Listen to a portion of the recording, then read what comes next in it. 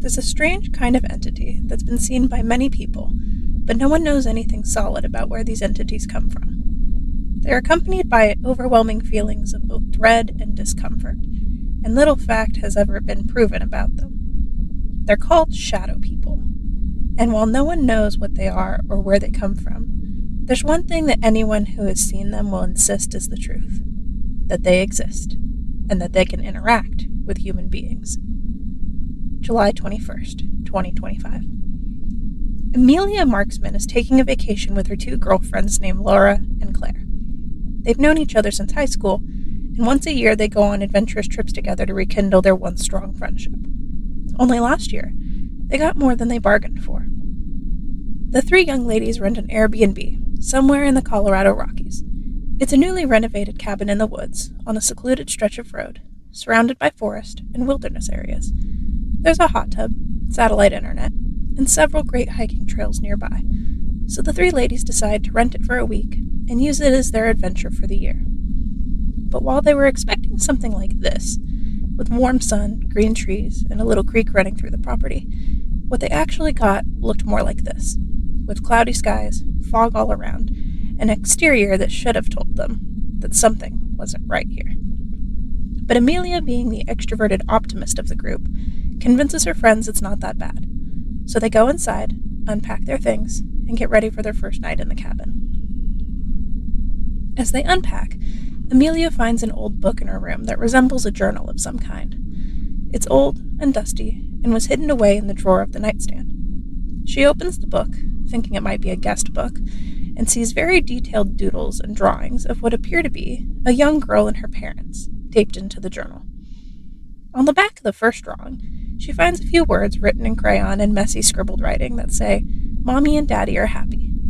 Amelia smiles and turns the page, but seeing that the next image isn't quite as happy as the first one, she begins to get more and more unnerved by what she's seeing. The second drawing is an image of the same girl and her family, but the parents appear to be fighting, and on the back of it are the words, "Mommy and Daddy got sad." Amelia turns the page and sees a third drawing. In this drawing, the parents look like they're screaming and are surrounded by lightning and thunderclouds as the little girl hunkers away, crying below them. On the back of this drawing are the words, "Mommy and Daddy got angry." Amelia didn't want to continue, but her curiosity got the better of her, so she turned the page to find a fourth image. But this drawing was the darkest so far. The little girl had drawn herself crying, but her parents were gone entirely from the image. Instead, beside her in the drawing were two objects, a broken bottle and a rope tied into a noose. Amelia quickly flipped the drawing onto the back and found the words, "Mommy and Daddy left without me." Her heart lurched in her chest, and she slammed the next page over to see what was in the next image, but what she saw did more than startle her. In red crayon, smeared across the entire page, was a skull surrounded by red scribbles, and at the bottom of the page were two words, "No more." "Oh my God," Amelia said out loud just as her two friends came out of their bedrooms. She turned the drawing over, and on the back of it were the words, "It's just me and the Shadow Man now." Amelia went silent. She didn't move, speak, or even look up at her friends. But when they asked her what was wrong, she didn't immediately say anything to either of them. She just shrugged them off, as if the journal were nothing, then placed it back in the nightstand and walked off with them to the kitchen. Everything would have been fine had it all ended there. Unfortunately for the three of them, it didn't. July 23rd, 2025. After 2 days of hiking and not much exciting happening, the three young ladies are sitting by the fireplace one night bored when they start trying to tell scary stories as a way to entertain each other. Laura goes first, without a single scare to be seen. Claire goes next, but not a word she says has anything wicked or wild to it. But then it's Amelia's turn, and she gets the bright idea that, unbeknownst to her, is about to stir up a mess of trouble. Amelia goes and gets the journal she found in the nightstand in her room. She turns down the lights for proper ambiance, then uses a flashlight to emphasize the details of her story. She begins to weave a tale of love and loss, and directly uses the drawing she found to manifest a feeling in her friends that would be closer to terror than just good old-fashioned spooks. After about 10 minutes, she wraps up her story with a big dramatic ending, saying, "And they were never heard from again." both her friends, who at this point felt they had humored her way too much, decided it was time for bed, so the three of them all went off to their rooms. But that was a mistake. July 24th, 2025, midnight. As the witching hours of the night approached quickly, none of the three ladies could sleep. Every creak of the floorboards, every tree branch tapping on glass was in their imaginations a monster that was coming to get them. Unable to rest, the three girls all gathered in the hallway outside their bedroom doors, trying to convince themselves that maybe if they just stayed up in the living room for a while, they'd get tired and doze off on the couch or something. But none of them could move. Their voices were stuck in their throats, and it was getting harder and harder to breathe, as the thick cabin air seemed to suffocate them with silence. Finally, after several minutes of silence, they heard a loud bang that came from the living room.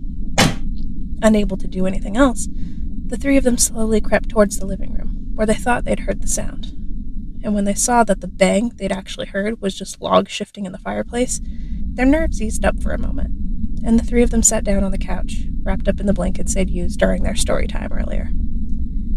They talked about the little girl who had obviously drawn the images, and what she could have possibly meant by writing, "It's just me and the shadow man now."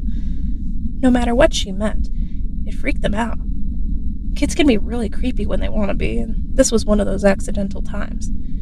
They wondered what happened to the little girl who drew the drawings, but a quick Google search didn't immediately pull anything up about the Airbnb they're staying in. Until, suddenly, it did.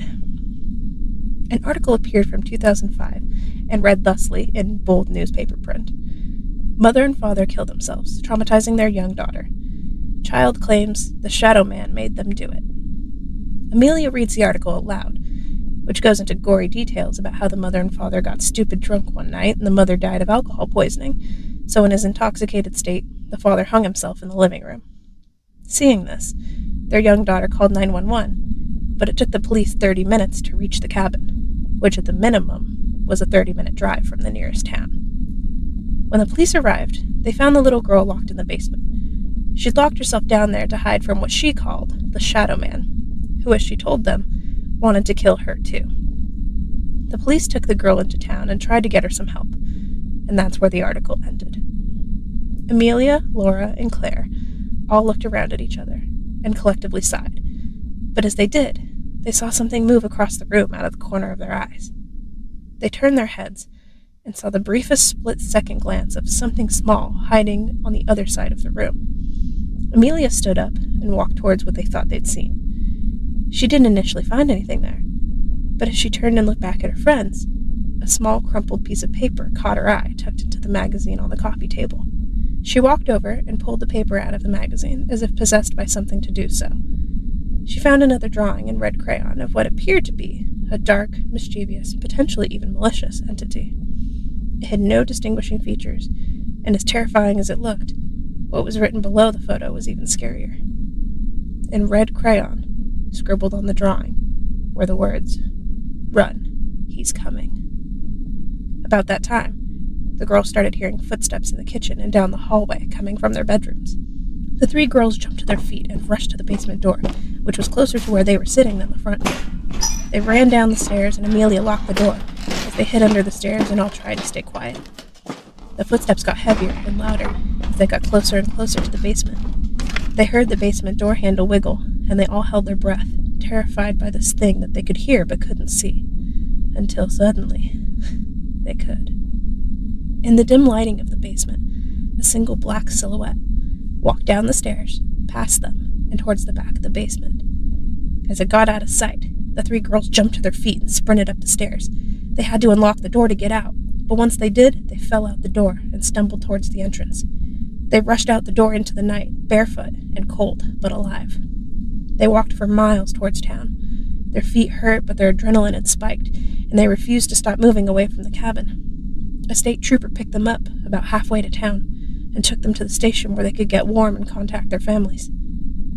The next morning, two of the girls' husbands came to get them and went back to the cabin with them to get their things. But when they arrived, they saw the building burn down and the firefighters putting out the remaining hot ashes that were left over. The Airbnb posting vanished like it had never been there, and it was determined a gas leak in the cabin is what had set it ablaze. The three ladies never spoke about what they saw again, but it continued to haunt them in their dreams. They didn't have an explanation for what they'd experienced. No one ever does when shadow people are involved. But if you think that's creepy, check out case file 001, called The Not a Deer. Now that's a story that'll make you think twice before setting foot in the woods alone.